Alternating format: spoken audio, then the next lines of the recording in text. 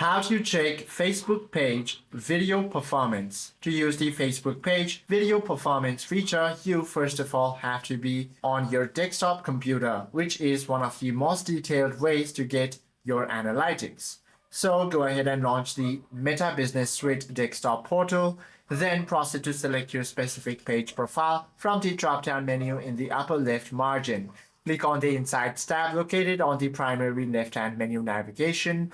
Then click on the Content from the sub-menu list. Then click the Media type.